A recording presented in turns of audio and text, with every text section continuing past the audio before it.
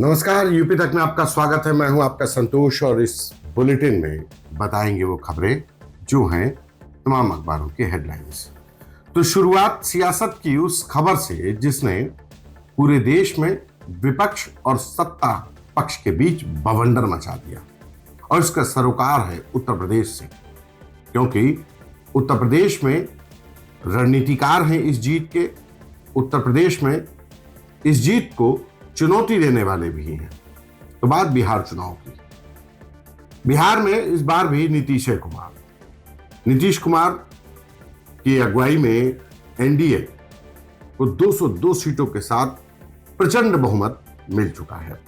NDA 202 सीटें हासिल कर न सिर्फ बहुमत हासिल, क्योंकि प्रचंड बहुमत, ऐतिहासिक बहुमत हासिल किया है। और जो विपक्षी गठबंधन है, तेजस्वी यादव, अखिलेश यादव, राहुल गांधी, सुपड़ा साफ हो गया।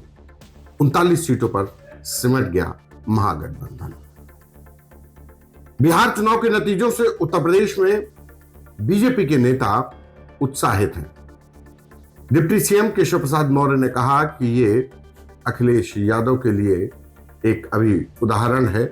अखिलेश यादव, राहुल गांधी, तेजस्वी यादव, जो लोग सपना देख रहे थे कि बिहार में बयार आएगी, बिहार में बदलाव आएगा, बिहार की जनता ने संदेश दे दिया है। और अभी उत्तर प्रदेश आना है 2027 में, तो वो सोच लें कि क्या होना। लेकिन बीजेपी के इन दावों के बीच में अखिलेश यादव ने भी सवाल खड़े किए हैं। अखिलेश यादव ने बिहार के नतीजे आने के बाद एसआईआर पर सवाल खड़े करते हुए कहा कि बिहार के नतीजों से हमने सबक लिया है, हम साजिश समझ चुके हैं। 2027 में पीडीएफ प्रहरी बनाकर एसआईआर के भंडाफोड़ करेंगे। पीडीएफ प्रहरी के जरिए जो साजिश रची गई उसको चलने नहीं देंगे, ये अखिलेश यादव ने कहा। दरअसल अखिलेश यादव ने बिहार चुनाव में जमकर मेहनत की, जनसभाएं की और विपक्ष यानी कि बीजेपी और एनडीए को जमकर निशाना साधा। उत्तर प्रदेश से मुख्यमंत्री योगी आदित्यनाथ बीजेपी के हमेशा की तरफ फायर ब्रांड एम्बेसडर रहे, और एक तरीके से उन्होंने सुशासन और अपराधियों पर कैसी नकेल कसी जाती है बीजेपी सरकार में, उसका उदाहरण दिया। और यह भी बताया कि जब लालू राज में बिहार में जंगल राज था तो किस तरीके के हालात थे। उत्तर प्रदेश के उप मुख्यमंत्री केशव प्रसाद मौर्य उत्तर बिहार के सह प्रभारी थे। उनको जिम्मेदारी दी गई थी धर्मेंद्र प्रधान के साथ बिहार चुनाव की, लिहाजा केशव प्रसाद मौर्य भी उस रणनीति का बहुत अहम हिस्सा थे जिसके अमल में लाने के बाद एनडीए इस प्रचंड ऐतिहासिक बहुमत को हासिल कर पाई। अब हालांकि बिहार के बाद पश्चिम बंगाल की बारी है। बीजेपी के खेमे से नारा दिया जाने लगा कि अब पश्चिम बंगाल पर नजर है। लेकिन सवाल 2027 में उत्तर प्रदेश की होने वाले विधानसभा चुनाव पर भी रहेगी, क्योंकि उससे पहले पंचायत चुनाव होंगे और पंचायत चुनाव एक लिटमस टेस्ट होगा। लेकिन कहते हैं कि माहौल क्या है, तो माहौल के हिसाब से अगर कहा जाए तो बीजेपी बिहार के चुनाव के बाद से अब ज्यादा हमलावर होगी, चाहे वो अखिलेश यादव हो या राहुल गांधी। और अब बात उस साजिश की जिससे पूरा देश सहमा हुआ है, जैश मोहम्मद के उस मॉड्यूल की जिसके तार जम्मू कश्मीर से लेकर फरीदाबाद, सहारनपुर और लखनऊ, कानपुर तक जुड़े हैं। ताजा घटनाक्रम परवेज अंसारी और शाहीन के उस रेडिकलाइज्ड होने की वजह से दरअसल खुफिया एजेंसियां जो अभी तक जानकारी मिल पाई है, ये तलाश रही हैं कि आखिर ये दोनों भाई बहन जो अपने एकेडमिक्स में टॉपर थे, जिनके फर्स्ट अटेम्प्ट में एमबीबीएस सीपीएमटी उस समय होता था, सीपीएमटी क्रैक किया, जो एमबीबीएस बिना किसी बैक पेपर के सप्लीमेंट्री के पास करते चले गए, जिनका एक ब्राइट फ्यूचर था, जो चाहे वो परवेज अंसारी हो, लखनऊ की इंटीग्रल यूनिवर्सिटी में एमडी मेडिसिन रहते हुए जब वो ओपीडी होती थी तो वहां के डॉक्टर्स से जो बात हुई, जो बातें सामने निकल के आई कि उसकी ओपीडी में सबसे ज्यादा भीड़ होती थी। ऐसा शख्स कैसे रेडिकलाइज्ड हो गया। 2 महीने पहले शाहीन आई थी। जांच एजेंसियों को पता चला है कि शाहीन जब 2 महीने पहले लखनऊ आई तो किसी से मुलाकात नहीं की।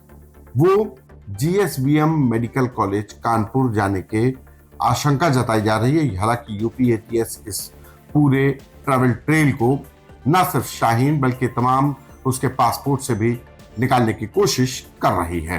सवाल इसी बात का उठ रहा है कि शाहीन अगर 2 महीने पहले लखनऊ आई तो कानपुर गई। इस बात को लेकर यूपी एटीएस को आशंका है कि वो वहां पर अपने पुराने जो लोग उसके साथ नेटवर्क में जुड़े थे, चूंकि जांच एजेंसियों ने जीएसवीएम मेडिकल कॉलेज के एक अन्य डॉक्टर मीर को भी हिरासत में लिया, उससे भी पूछताछ कर रही है।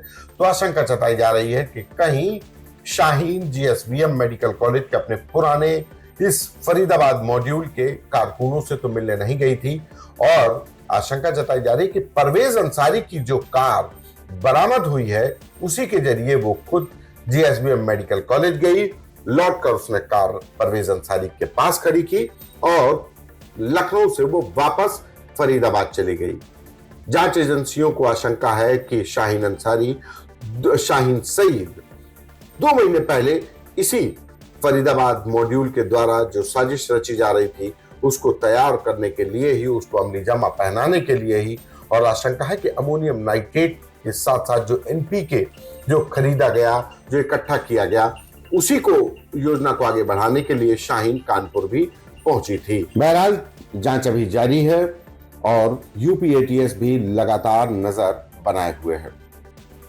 इस फरीदाबाद मॉड्यूल के बाद एक और मॉड्यूल जो काम कर रहा था वो था अहमदाबाद मॉड्यूल, जिसको कि गुजरात एटीएस ने पकड़ा है, जिसमें यूपी के 2 संदिग्ध भी पकड़े गए मदरसे के पढ़ने वाले हैं। अभी तक जो जानकारी मिल पा रही है कि ये दोनों ही लड़के, जो एक शामली का रहने वाला और एक लखीमपुर निघासन का, ये दोनों ही लड़के रेडिकलाइज हो चुके थे, लेकिन अभी इनको कोई बड़ी जिम्मेदारी नहीं दी गई थी। सिर्फ हैदराबाद के डॉक्टर सईद, जिसके कहने पर ये लोग Bareta pistol, Glock pistol Ahmedabad पहुंचाने के लिए डिलीवरी देने के लिए गए थे, सिर्फ इनको वही जिम्मेदारी दी गई थी। पहला इनको टास्क दिया गया था जिसमें ये पकड़े जा चुके हैं। लेकिन दोनों ही शामली और लखीमपुर के दोनों ही मदरसा छात्रों को, मोहम्मद सुहेल और जो दूसरा शख्स है शामली का रहने वाला, इन दोनों के बीच लंबी बातचीत होती थी। 176 कॉल बीते 10 से 15 दिनों के बीच, और हर कॉल करीब 5 मिनट से लेकर 22 से 23 मिनट तक की कॉल थी। कहा जा रहा है कि शामली के रहने वाले इस शख्स के द्वारा ही लखीमपुर के सुहेल को रेडिकलाइज किया गया और हथियारों को अहमदाबाद पहुंचाने के लिए तैयार किया गया। बहरहाल यूपी एटीएस की एक टीम गुजरात में लगातार पूछताछ कर रही है।